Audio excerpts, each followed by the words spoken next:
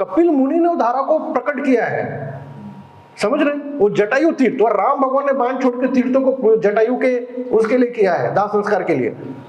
और उसमें हम जल बातें कर रहे हैं, मोबाइल देख रहे हैं, सब कोई शिक्षा देने वाला नहीं है हमको कि उसको प्रणाम करना है, आचमन करना है, आपको जल छिड़कना है। ठीक है, आप स्नान कर सकते हो, डुबकी लगाओ, तो उसको स्विमिंग पूल मत बना लो, डुबकी लगाओ और निकल लो। लेकिन हम लोग को सिखाने वाला नहीं है, हमको कोई बताने वाला नहीं है। सोचिए मतलब क्या परिस्थिति है धर्म का, हमारे धर्म का। इसलिए हमको प्रभुपाद जी के प्रति कितना कृतज्ञ, उन्होंने खाना भी सिखाया इन्होंने कि हमें खाना कैसे, क्या खाना है और कैसे खाना, क्या पहनना है। नहीं तो ये हाफ पैंट जीन्स फटा हुआ है, बाल लंबे लंबे ऐसा तो पूरा हीरो बन के, बाल भी कैसे रखे। एक वो डेली जो आता है ना कोट, उसमें है एक रिक्वेस्ट, अभी कुछ दिन पहले गया, I request you please don't again become hippies. मेरा आपसे हाथ जोड़ के फिर से हिप्पी मत बनो, फिर से बड़े बड़े लाल मत रखो। ये प्रभुपाद देखा हम लोग, मतलब हर क्षण कितना कृतज्ञता होना चाहिए प्रभुपाद। हमारे घर वालों ने हमको मतलब सिखाया भी होगा, तो शायद से हम इतने गौन केस थे कि ना हमने खाना सीखा, ना हमने पहनना सीखा, ना हमने ठीक से बोलना सीखा। कैसे बोलते हैं ना आजकल भी, तो बाहर निकल बताता हूँ तेरे को।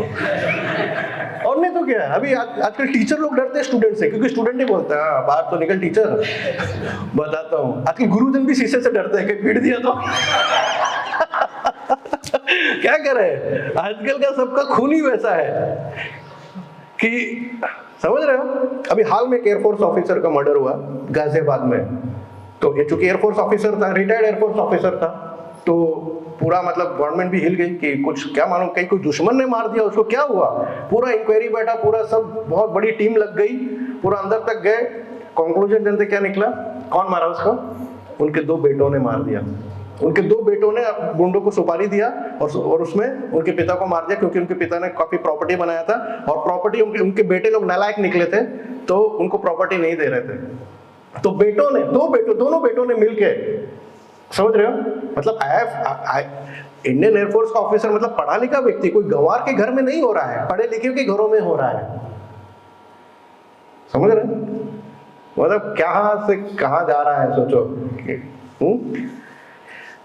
इसीलिए प्रभुपाद जी के प्रति कृतज्ञ रहना है, डेली हरि नाम करना है, अपने बच्चों को, घर वालों को नहीं तो ये नहीं दोगे ना, ये मत सोचो कि हाँ कर लो जो करना है, कोई बात नहीं बेटा, खा लो जो खाना है, जो करना है, जो देखना है देख लो, इसका आपको मिलेगा। समय तो बीतने दो, बच्चे को बड़े होने दो, मिलेगा, बराबर मिलेगा। आजकल टीचर लोग डरते हैं, टीचर लोग बोलते हैं, क्योंकि मेरे बहुत सारे टीचर मेरे से कनेक्टेड, टीचर बोलते हैं कि प्रभु जी अगर जोर से बोल दिया ना, वो पहले अपने पिताजी के पास जाता है, और पिताजी आते हैं हमसे लड़ने के लिए कि तुमने मेरे बेटे को डांटा कैसे या थप्पड़ मारा कैसे। तो टीचर बोलते हैं, यही बोलते हैं, बेटा पिताजी आपके बेटे को बड़े होने दो, वो आपको ही क्या करेगा, थप्पड़ मारेगा। समय देखो, आप समय का खेल देखो, उसको बड़े तो होने दो, फिर आप देखना को क्या करेगा आपके प्रति। आज आप मेरे को रोक रहे हो ना, ठीक है, क्योंकि आप FIR कर दोगे, मुझे जेल नहीं जाना है जयराम जी की, मैं आऊंगा पढ़ाऊंगा चला जाऊंगा, कुछ नहीं, लेकिन इसको बड़े होने तो देखो ये आपके लिए क्या करेगा। लेकिन ये कोई समझ नहीं रहा है, इन सूक्ष्म चीजों को, कोई बातों को कोई समझ नहीं रहा है। ओके, एनीवे, और दूसरा है डिसरेस्पेक्ट करना। डिसरेस्पेक्ट का परिणाम भी देखो। स्टोरी आता है इंद्रदेव का। एक बार दुर्वासा ऋषि गए स्वर्ग में, इंद्रदेव को देखा ऐरावत पे बैठे थे, तो उनके ऐसे माला था, ये माला उतार के दुर्वासा ने कहा इंद्र है, उनको माला दिया कि भाई ये लो, मेरा भगवान का माला जो मुझे मिला है तुम लो। इंद्रदेव थोड़ा अहंकार में थे, माला हाथी को दे दिया, जो ऐरावत था ना उसका जो नाक था ना उस पर लटका दिया इंद्रदेव ने। और फिर उसके बाद वो ऐरावत ने, उसको क्या मालूम कि किसका क्या वैल्यू है, उसने नीचे गिराया और पैरों से कुचल दिया। दुर्वासा ऋषि, अब मालूम है ना, थोड़े में प्रसन्न और थोड़े में ये तो हो गया। फिर उसके बाद असुरों से लड़ने की सारी क्षमता इंद्रदेव की क्या हो गई, समाप्त हो गई। असुरों ने आक्रमण कर दिया, खाली असुरों को व्हाट्सएप गया, अपने गुरु का रिस्पेक्ट किया है, आक्रमण उनको ये साइंस मालूम था, ये डिसरेस्पेक्ट करो और सब कुछ खो दो। तो ये उन लोगों का शुरू को मालूम था कि इसने अपने गुरु का क्या किया, डिसरेस्पेक्ट किया, बस सब खो दिया। फिर उसके बाद फिर ब्रह्मा जी के, फिर कितना बड़ा एक डिसरेस्पेक्ट, कितना बड़ा प्रपंच, फिर सब लोग हार गए। फिर ब्रह्मा जी के पास गए, फिर ब्रह्मा जी को श्वेतद्वीप में जाना पड़ा।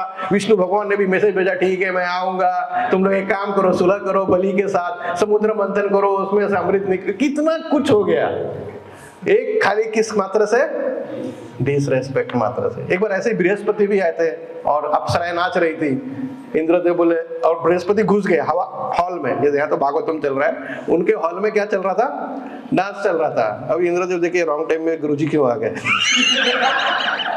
हाँ, ये तो मेरा फ्री टाइम था, ये जो नहीं मंगल आरती है सब प्रोग्राम के बाद भाग, मेरे ख्याल से हमारे मैनेजमेंट भी कुछ आधा एक घंटा दे देते होंगे कि 10 बजे आओ, ठीक है, 9 बजे तक प्रसाद लेके, रिपोर्टिंग टाइम 10:30, तो 1 घंटे का एक गैप मिला, तो 1 घंटे में अप्सराएं नाच रही थी और उस समय पहुंच गए प्रेसिडेंट साहब।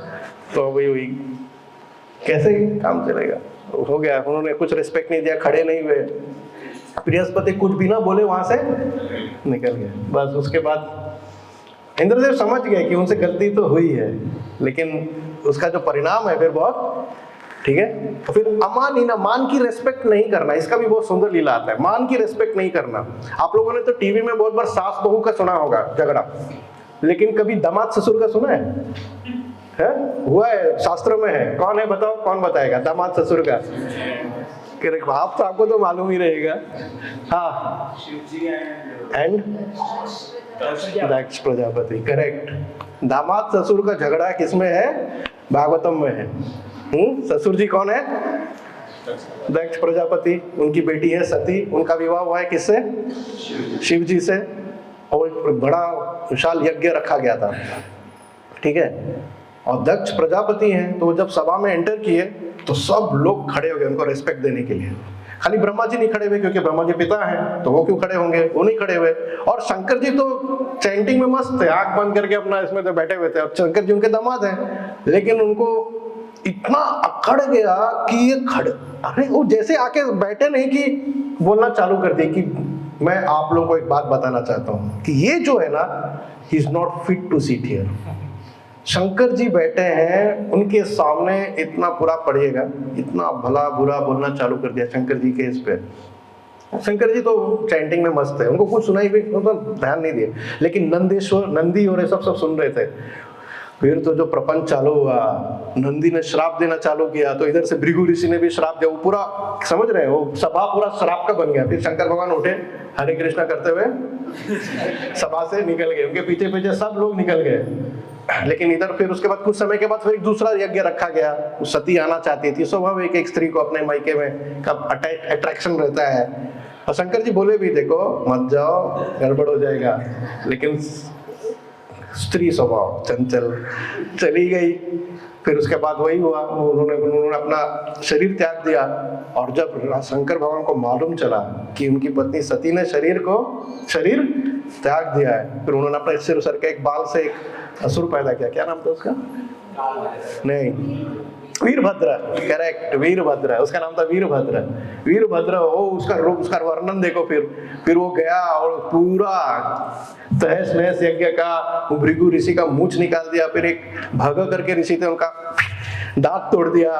और फिर दक्ष को पकड़ा एकदम ऐसे एकदम करके, और गर्दन पूरा गोल गोल घुमा के क्या किया?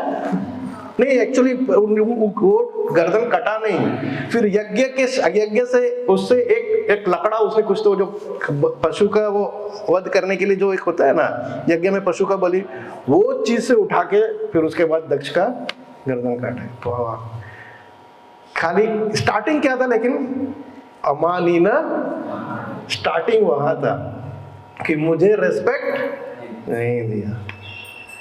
बताओ भला। तो आप लोग देखो, आज आप लोग बैठे हो, कुछ लोग आप में से अभी भी जुड़े हो गए, लेकिन 10 समय तो बीतेगा, 10 साल हो जाएगा। अब आप क्या बन जाओगे? सीनियर बन जाओगे और टेंपल हॉल में एंटर करोगे। अब बेचारा कोई प्रभुपाद जी का कुछ कर रहा है, कोई तुलसी माला कर रहा है, नहीं कि आपको प्रणाम, आप बुरा मत मानना, ठीक है ना। जब सीनियर बन जाओ तो बुरा मत मानना कि आपको प्रणाम, क्योंकि समय तो बीतेगा ना, आप सीनियर हो जाओगे। और फिर आपको प्रणाम अगर नहीं किया तो आने दो, क्लास में आने दो।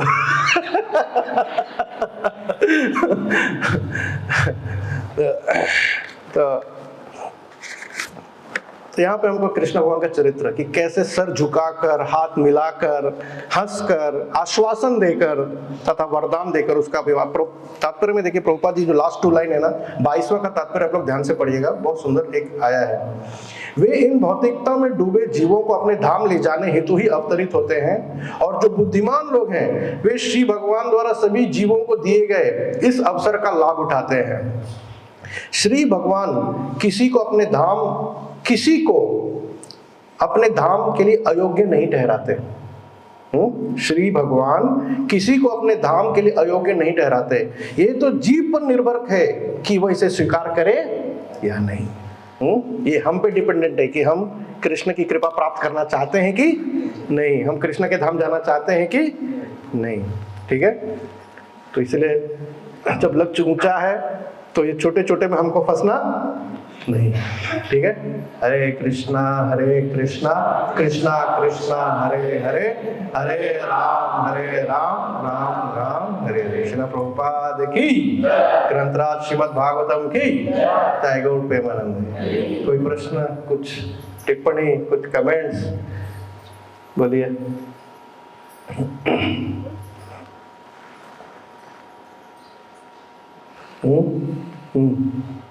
पूछे शिवम प्रभु। मैं देखता हूँ बहुत सारे भक्त रहते हैं जो आपस में एक दूसरे का पास होते रहते हैं, तो वो सब चीजें कैसे होता है? एक दूसरे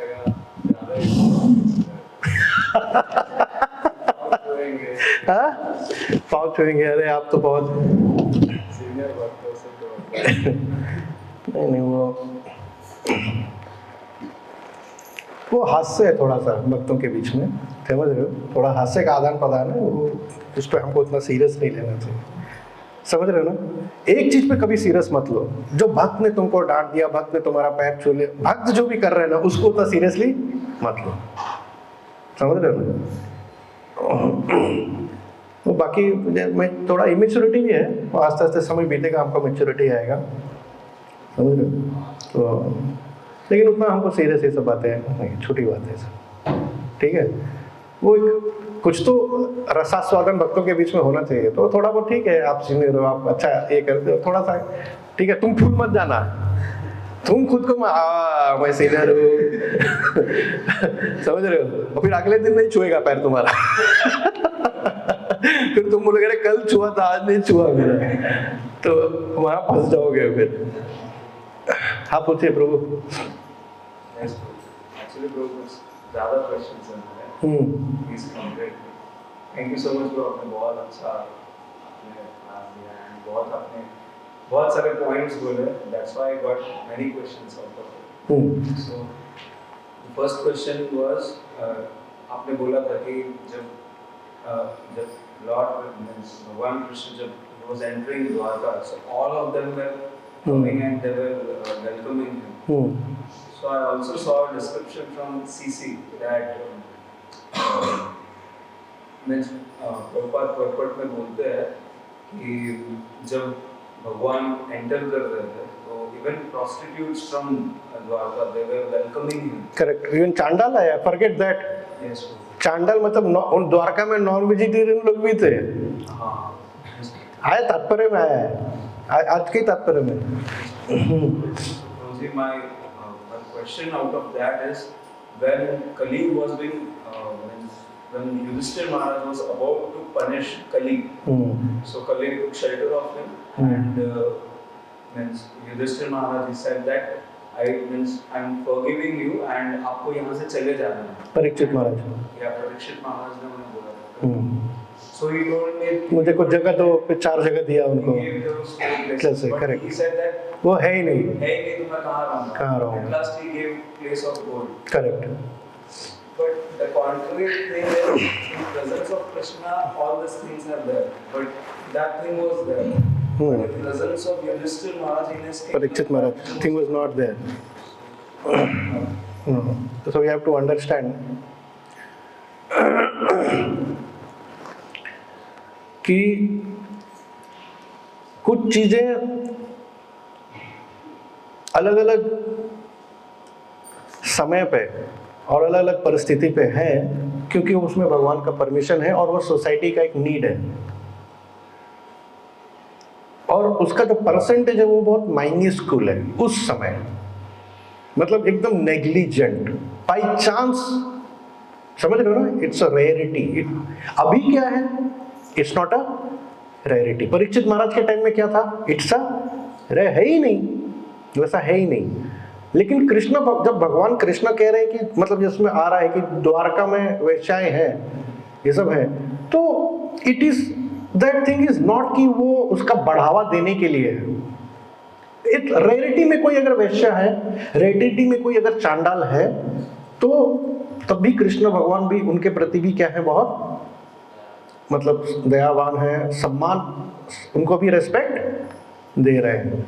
सो don't see it as a contradiction, see it as a approval, permission. भगवान कृष्ण का क्या है, उसमें परमिशन है, और वो एक माइन्यूस्कुल में द्वारका में अवेलेबल है। It's because of it's a society. लेकिन जो परसेंटेज है वो क्या है, बहुत बहुत कम है। समझ रहे हो ना, एकदम माइन्यूस्कुल में है, एकदम माइन्यूस्कुल में है। कोई उसको हम लोग ये नहीं कर सकते कि, और चूंकि उनके ऊपर प्रोटेक्शन किसका है, उस वैश्य अगर चांडाल है भी, एक तो है नहीं, मतलब रॉयल्टी है भी, लेकिन प्रोटेक्शन किसका है, किसका है, कृष्ण का प्रोटेक्शन है। तो क्या कली, जिसके ऊपर कृष्ण का प्रोटेक्शन है, कली वहां पे जाके रह पाएगा? नहीं रह पाएगा। क्यों? क्योंकि उसका प्रोटेक्टर कौन है, कृष्ण है। उसी तरह परीक्षित के टाइम में भी प्रोटेक्टर कौन है, परीक्षित है। फिर वो एक्चुअली 4 चीज के बाद वो 4 था नहीं, तो 5वां जगह मांगा, तो 5वां क्या बोला कृष्ण पर है, गोल्ड पे, कि तुम जाके फिर गोल्ड पे तुम वास कर सकते हो, सोने पे वास कर सकते हो। So you don't take it as a contradiction, उसको कॉन्ट्राडिक्शन के रूप में मत लो, उसको एक ऐसा लो कि भगवान कृष्ण का परमिशन से वो द्वारका में थे, क्योंकि शायद से द्वारकावासी में कुछ होंगे द्वारकावासी जिनको एक नीड था, क्योंकि भगवान, समझ रहे हो, प्रिय है, सभी भक्त हैं द्वारका में, तो कोई अभक्त तो है नहीं, 100% सब कौन है, भक्त है। और भक्त का शायद से किसी भक्त का नीड रहा होगा, तो उसके भी क्या कर दिया, जैसे गरुड़ वेजिटेरियन है, नॉन वेज है? फिर लेकिन सारथी किसके हैं, विष्णु भगवान के। तो यानी कि गरुड़ के ऊपर कृष्ण भगवान की क्या है, विष्णु भगवान की क्या है, कृपा भी है, और उसको नॉनवेज खाने का क्या है, परमिशन भी है। तो आपको क्वेश्चन उठना चाहिए, क्योंकि लेकिन इस मटेरियल वर्ल्ड का, सृष्टि का कुछ नियम है जो भगवान ने बनाया है। हमको भगवान बताना चाह रहे हैं कि ये नियम मैंने ही बनाया है, और मेरा परमिशन से ये सब कुछ हो रहा है, मेरी कृपा से हो रहा है। प्रभुपाद जी ने क्या बोला है, अवैध संबंध, संबंध को मना नहीं किया है। किसको मना किया है, अवैध संबंध को मना किया है। अब तुम इसको ले लो, गैम्बलिंग, लेकिन क्षत्रियों को मना नहीं किया है, तभी तो महाभारत हो गया ना। परीक्षित तो बाद में आए, परीक्षित महाराज तो युधिष्ठिर महाराज के पोते हैं, तो गैम्बलिंग हुआ कि नहीं हुआ, हुआ ना। ऐसा नहीं कि गैम्बलिंग नहीं था। और सत्यवती किसकी बेटी थी, किसकी बेटी थी, हाँ, करेक्ट, मछुआरे की बेटी थी। तो यानी फिशरमैन थे कि नहीं थे, कोई तो फिश खाने वाले होंगे उस समय भी, करेक्ट। और एक वो भी कौन, अरे अभी मैं थोड़ा भूल रहा हूँ, कौन तो प्रद्युम्न था, कौन मछली के पेट से पाया गया, वो मछली को काटा गया, प्रद्युम्न ना। तो कोई मछुआरा ही तो पकड़ा ना उसको, correct. So don't take it as a this thing, अगर हो रहा है तो परमिशन से, लेकिन उसको बढ़ावा नहीं दिया जा रहा है। ठीक है, जैसे आज भी है, लेकिन आज का सीन अलग है, कलयुग का सीन अलग है, तो उसको तुम डोंट टेक इट के वो एकदम ही नहीं था, ऐसा नहीं है, ऐसा कभी हुआ ही नहीं एक्चुअली, कि एकदम ही नहीं था, ऐसा नहीं, कभी नहीं हुआ। सुरापान, अब देवलोक का रूल्स अलग ही चलता है ना। वो उर्वशी अर्जुन के पास गई, उर्वशी थी, कौन थी, कि आई वांट टू तो अर्जुन बोलते अरे आप मेरी माँ हो, अरे बोलते अरे ये तुम्हारे पृथ्वी लोक का रूल्स है, ये स्वर्ग का रूल नहीं है।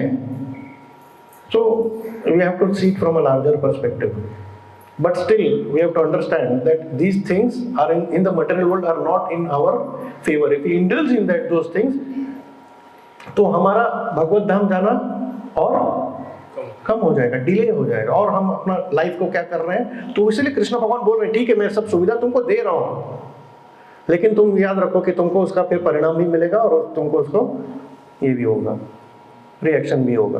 तो दोनों चीजें हमको सब समझ, फिर धार्मिक भगवान ने इसलिए फिर धार्मिक किया है कि धार्मिक क्या है अधार्मिक क्या है, तो हमको बहुत फिर बारीकियों से हर चीज को समझना पड़ेगा। But don't take it just एक उसको मत देखो कि परीक्षित महाराज कली को जब कर रहे थे तो कली को बोला 4 जगह, तो 4 जगह है ही नहीं, लेकिन अगर इनके परमिशन से, परीक्षित महाराज के परमिशन से है, तो फिर कली वहां भी जाके रह नहीं सकता। नेक्स्ट क्वेश्चन,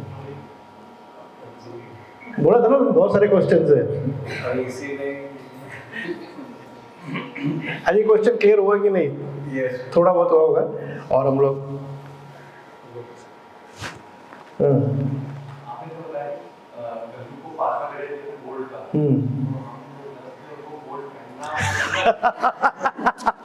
अच्छा प्रश्न है।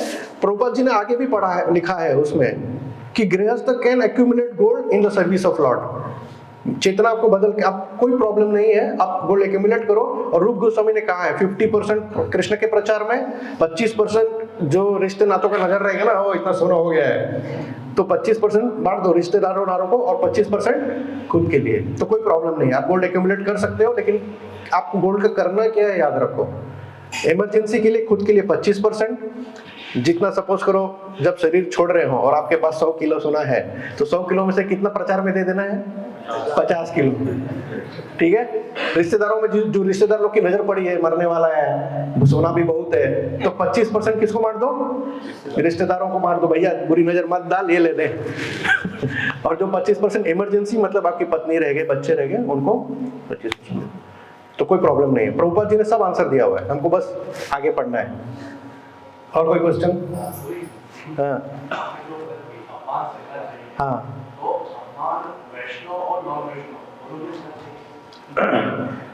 हरिदास ठाकुर का स्टैंडर्ड तो वही था।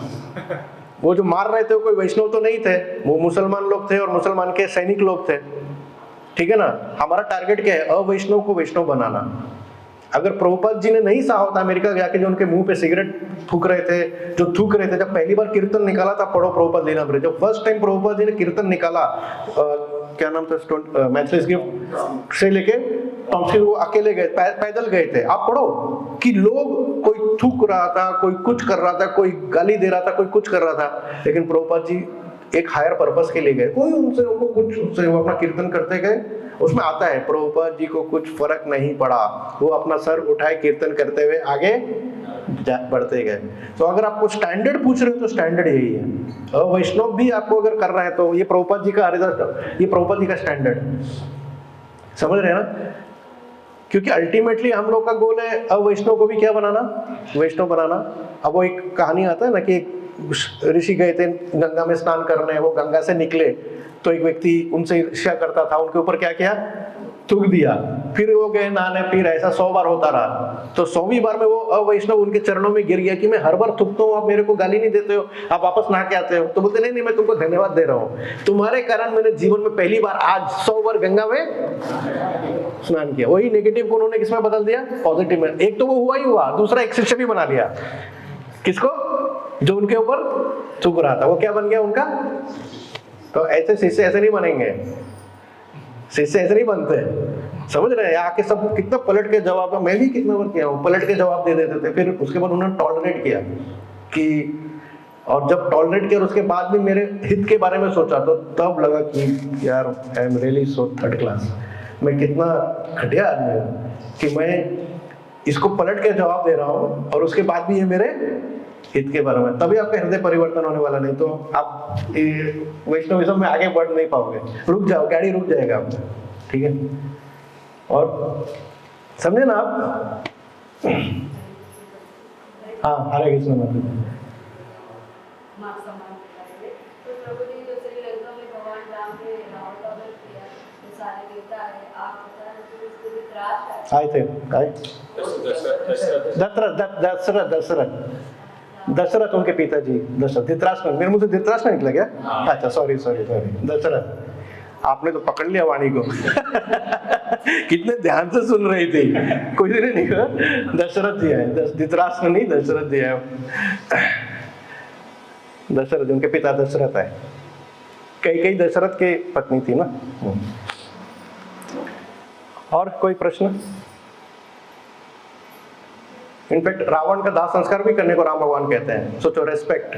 हाँ, इतना कुछ हो गया तो भी विभीषण को बोलते हैं कि रावण का क्या करो, दाह संस्कार करो। विभीषण बोलते हैं नहीं मैं नहीं करूंगा। राम भगवान फिर ज्ञान देते हैं कि नहीं, तुम्हें उसका दाह संस्कार करना चाहिए।